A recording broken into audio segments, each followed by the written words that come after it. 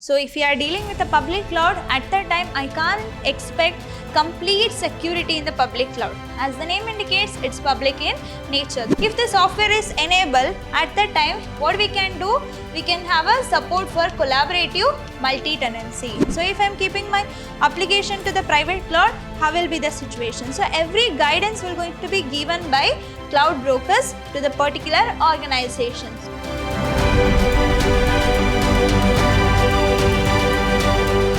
Hello everybody, a warm welcome to one and all. I'm Rohini TS from the Department of Computer Science, Vidhyaashram First Grade College, the Temple of Excellence, MYSURU. So in our today's session, we are dealing with a B.C.A third year, that is semester 5 of a subject called Cloud Computing and Big Data Analytics. In short, it will be considered as CCBA, and we are in the unit 2 of a session 2, that unit name is Cloud Solutions. So in the previous sessions, we had discussed some of the points regarding the unit 2. So in our today's session, we will see about the cloud technical strategy. So as we all know that if I wanted to implement any of the applications over the cloud, or if I wanted to deploy it over the cloud, at that time we have to do some of the planning. So if the planning goes well, then its integration and deployment will going to be well. So here also we have to have some of the strategies which is technically related to cloud. So for that purpose, we have to make some of the cloud technical strategy. It's supposed to be in the terms of users, or it's supposed to be in the terms of developers and a cloud service providers. So now we'll see about the cloud technical strategy. So cloud services enables the user to build middleware clouds in their data centers and utilize the public clouds. So this cloud service will going to give an opportunity to the user in order to build the middleware. That middleware can be used in their data centers and utilize the public clouds. That means we can get the benefit of a public cloud. Storage will be there, and it will going to give the accessibility to the data and information which is resides in the public cloud, and also it will going to have some of the features which is related to the security. So if you are dealing with the public cloud, at that time I can't expect complete security in the public cloud. As the name indicates, it's public in nature, though it will going to provide some of the essential security for the data and information which is resides in the public cloud. Here, the following cloud enabled services are provided. So here I have listed out some of the point. It will going to be provided by the cloud services. So what it includes? So it includes infrastructure services, so which will going to be related to the networking, which is related to the hardware, operating system. That kind of infrastructures will going to be provided, and also it has a platform services. So it includes the programming language, and it also includes the public cloud or a private cloud. So that platform services, that means it will going to give you the space in order to deploy your applications. And also we have a application services. It can be either system software or application software. So all the technical things will going to be takes place in the application services. So we are going to get these many services with the help of this cloud enabled services. And also cloud strategy enables the organization to do the following cloud enable middleware services. So when we are having a cloud strategy in my organization, at that time that cloud strategy will going to enable the middleware services in order to, which can be done by the organization. I have an organization, I wanted to do some of the middleware activities. So that opportunity or a capability of using that middleware software or middleware architecture, then it has to be approved by the cloud strategy. So cloud strategy will going to provide some of the opportunity to deals with the middleware services. So that includes infrastructure service, platform service, and it has application service, along with that servicing on premise and public clouds. So if I wanted to have, or if I wanted to enable any of the middleware services. So here also cloud strategy enables organization to do the following. Also along with the previous services, this cloud strategy is also going to provide or enables organization to do some other activities that includes build middleware cloud in the data center. If we have this middleware, then this will going to help me in order to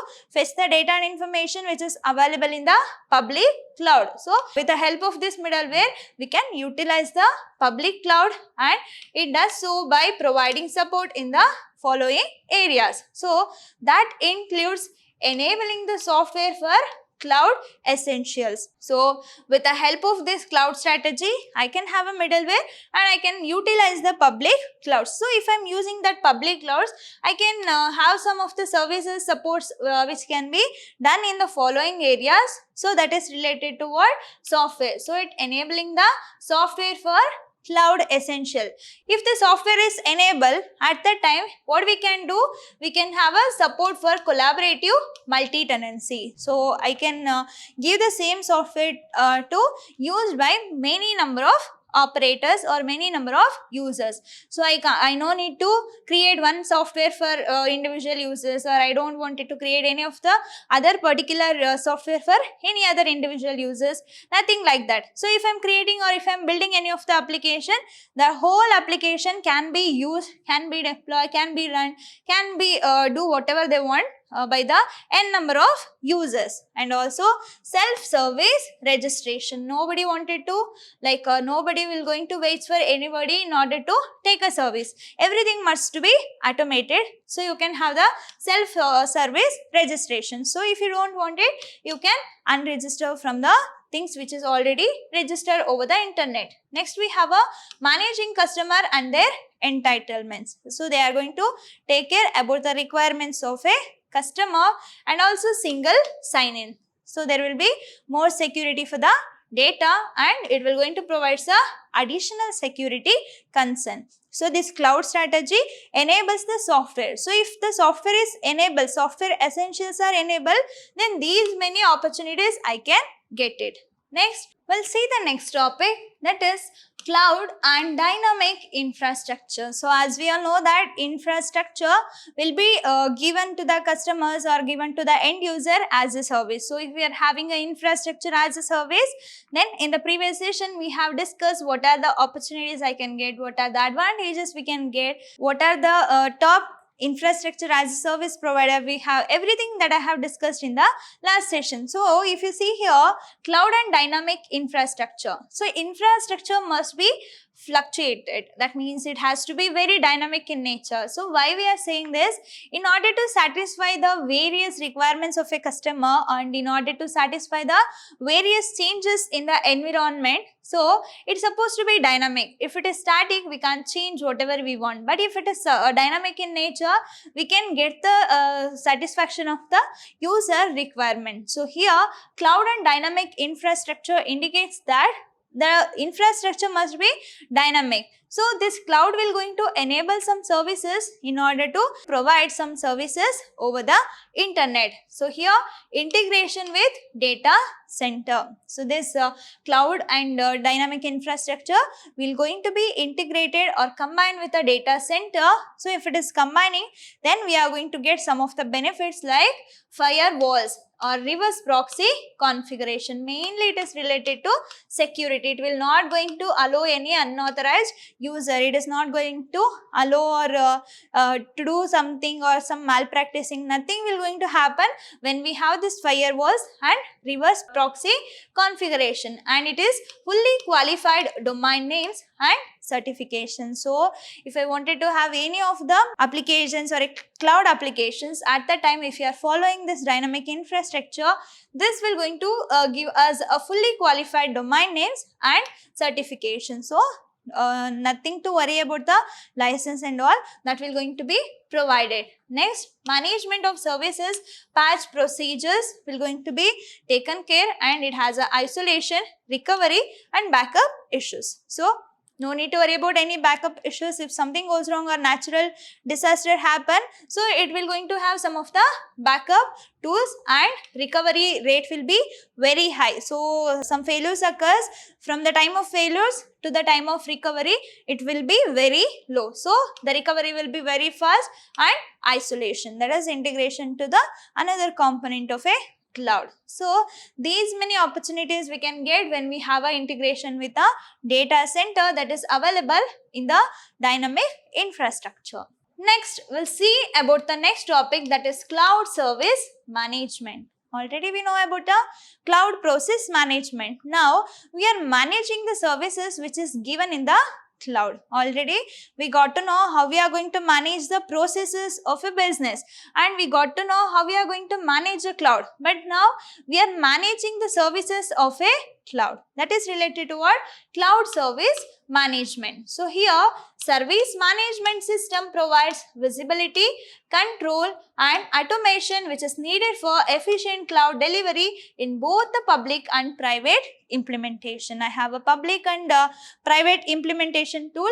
I wanted to have a security. I wanted to have a control over my data. I wanted to have a automation which is required for my infrastructure or efficient cloud delivery. At that time, we are going to have this service management. So if the management of service is more efficient, then we can get full benefit which is related to the efficient cloud delivery. That can be in the terms of either public implementation or in the terms of private implementation, so that it simplifies the user interaction with IT. So when the service management is available to the user, at the time for the user or to the end user, it will be easy in order to have an interaction with the IT. So if something goes wrong, I can intimate them. If it is not working properly, I can intimate them. If I wanted to have any of the other changes, I can do it. That means interaction with the IT or infrastructure team will be very easy. So it will going to provide user-friendly self-service interface that will accelerate the time to value. So no need to wait for anything or no need to wait for anybody. So you can provision on your own. If you don't like it, you can just unregister from that. So it will going to help the efficiency of a program, and also it will going to save the time and money. And the service catalog enables the standards which drive consistent service delivery. So there will be some service catalog. So it is like a dress catalog. So if you like it, you can ask them directly. In the same way, here also we have a service catalog. By looking into that catalog, I can get to know what are the services are available. So if I wanted to have that services for my organization, I can just implement that with having a interaction with IT. So this service catalog enables the standards which drives consistent service delivery. And also this cloud service management will also going to enable the policies to lower cost with provisioning. So that means it will going to have some of the policies. So it will going to have a security concerns, and some of the terms and conditions will be there that will going to be enabled with the help of the service management with a lower cost. No need to pay very high. So somehow it will be reasonable in nature. Along with that, it will going to provide the provisioning. That means it will provide the services whenever and wherever, whatever the customer requirements wants to take. So it includes automated provisioning and deprovisioning speeds service delivery. So for example, you take the example of recharging to your mobile network. So if you don't want any of the services, at the time only you can deprovisioning it. So you can, if you take an example of Wink. So if you don't want that caller tune, you can remove that caller tune whenever you require. So in the same thing, I can provision and I can deprovision the services which I have taken from the cloud. That will going to speeds up the service delivery. And also provisioning policies allows release and reuse of the assets. So if I don't want any of that particular color tune, at that time I will just remove that. So that will going to be in the resource pool. If I want it back, or if I wanted to set the same ringtone, I can get it back. So that is also possible in the cloud service management with the help of some policies. So it will going to enable us in order to release and in order to reuse of the asset which is already existed. And also this increase the system administrator productivity. So all these things will going to increase the productivity of a system administrator. How it will going to be make it productive?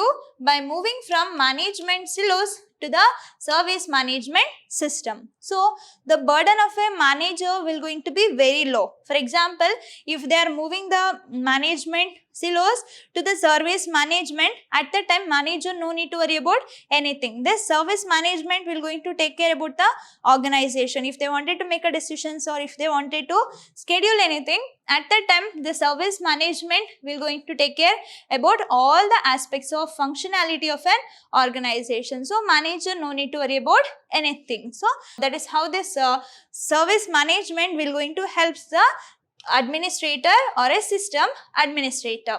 Here, cloud services are managed either by in-house team or cloud brokers. Then, who is going to manage these cloud services? It can be done the people one who is working within the particular organization or particular cloud, or can be takes place with the help of cloud brokers. Some third parties will be there. They are going to take care about the services. Remember, when it comes to the cloud services, management can be takes place within the organization. So the people's one who are working as a service management faculty, they are going to take care about this. Otherwise, that services or a service management will going to be assigned to some cloud brokers. They are all the third parties. They are going to take care about the management of all the services with the help of cloud, or things which you wanted to manage over the cloud will going to be take care by either in-house people or by the cloud brokers. So now we'll see how this cloud service management will going to increase the system administrator productivity. So this will mainly going to have a every services oriented approach needs a mechanism to enable the discovery and endpoint resolution. So all this service oriented approach will going to help the administrator in order to lower the burden from the manager to service management. So this will going to improve the productivity of an organization, and also it will going to provide the security. Along with that, registry and repository technology provides this where service delivery is inside the firewall. So if you are having this firewall, it will not going to allow any unauthorized user. If you don't have unauthorized user or a third party access to the particular web services, at that time there will be more security. So that registry and repository will going to be takes place within the firewall. So only authorized user can register to that particular service. And also this cloud services delivers across the firewall will going to have something which is similar to third party that serves as a service brokers. So the person one who is giving or a service which is giving within the firewalls will be termed as service brokers. So if we got the best brokers, or if we got the best service broker, then it will going to be help. That means computing will going to be very help in order to expand it faster than the ability of a cloud consumers to manage or govern them. So if I am owning any of the cloud computing solutions, or if I am having a management of a services, somehow difficult to me. But if I am having any of the service brokers, or if I am keeping anybody to manage my cloud, at that time that will going to be very compatible, and that will going to improve the efficiency of a computing. That can also be taken into an account as the increasing system administrator productivity. And also the growth of service brokerage business will be increase the ability of cloud consumer to use the services in a trustworthy manner. So this cloud brokers will going to, or service brokers will going to assist the customers in order to accept or to reject any of the services which is provided over the cloud. So we can trust them by taking their suggestions, because they are going to help us in order to have a more efficient computations over the internet or over the cloud. So mainly what for the security concern, it will be trustworthy manner. So now we'll see about the cloud brokers, how they are going to help us in order to manage the services of a cloud, that is cloud service management with the help of cloud brokers. So these are the third party, or these are the cloud intermediaries which will, this cloud brokers will going to help companies in order to choose the right platform deploy applications across multiple clouds, and perhaps even provide cloud arbitrage services that allows the end user to shift between the platform to capture the best pricing. What it means? So when this cloud brokers they are the cloud intermediaries. So they know what is happening within the organization. So they know how to manage the services. So these cloud brokers or this cloud intermediators will going to help the companies. So company is owning these cloud brokers, so that company can manage the services of an organization either with the help of in-house people or with the help of cloud brokers. So if they are keeping cloud brokers in order to manage just the services of an organization, at that time they are going to help the companies to choose the right platform, like whether they wanted to go with platform oriented or in platform independent. They are just going to guide about the right platform. Along with that, deploy applications. So how to deploy the applications, on what environment I can deploy the applications across the multiple clouds. For example, we have a public, private, community and hybrid cloud. So if I am putting my application to the public cloud, how will be the situation? So if I am keeping my application to the private cloud, how will be the situation? So every guidance will going to be given by cloud brokers to the particular organization, so that it will going to provide a cloud arbitrage services that allows the end user in order to shift from one platform to another platform and to capture the best pricing. With the consent of consumer, it will going to help in order to have a low priced services of an organization. We'll see some of the categories of the opportunities which will going to be provided by the cloud brokers. What is the first thing? So that is cloud service intermediaries. Already we have some of the existing services, but if I have this cloud brokers as a service management team, so they are going to help in order to build any of the services on the top of the existing cloud platform, so that it will going to improve the, or it will going to have a additional security or management capability. So when we are having a higher management capability, or when we are having a additional security than the existing one, somehow that will going to help the business in the organizations. And also we have one more opportunity, that is cloud aggregation. So what is this cloud aggregation? Aggregation is combining or grouping. So here, deploying the customer services over the multiple cloud platform. So they are going to deploy the requirement of a customer in the multiple cloud platform. So if they are searching over the public, they can get that particular service. So if they are searching over the private, there also they can get the services. So by deploying the customer services over multiple cloud platform, we are going to help the customer in order to reach their destiny, in order to get the services. So that will be considered as what? One of the opportunity. And cloud service arbitrage. So what is this arbitrage is all about? There will be a flexibility, and it will support the flexibility along with the opportunities and choice. It will going to cloud brokers will going to guide the customers, or it will going to guide the companies about the opportunities and choices. So these are the opportunities you have. If you choose this one, at that time you will get these many benefits. So that guidance or assistance will going to be given to the customer or the organization by the cloud brokers, and also it will going to fostering the competition between the clouds. So they will tell that if you implement your application in the public cloud, then these many opportunities you can get. So if you wanted to deploy any of the application in the private cloud, these are the opportunities that you can get. So these are the things which you have to face. Everything will going to be guided by this cloud brokers, and also their main concern is regarding what? Building a grid of cloud. So grid of cloud in the sense what? They are mainly going to have a federated cloud. It is not only depends on a single tenant, or it is not only relies on a particular service. So instead of that, if you wanted to move from one cloud service provider to another cloud service provider, you can do that. Migration is taking place in the grid of clouds. So here a federated cloud is a seamless grid of academic private clouds and virtualized resources built around the open standards and focusing on the requirement of the scientific community. So their only concern is related to scientific community. Instead of relying on a monotonous activities, there will be flexibility, and it will going to have some of the open standards, and it will going to focuses on the requirements of a scientific community instead of relying on a monotonous activities. And flexibility will be there, security will be there.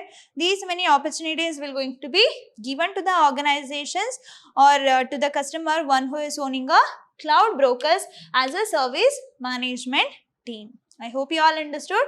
In my next section, let me continue with the unit 2 itself, that is cloud solutions. Let me meet you in the next session. Until that, keep learning, keep on growing. Thank you.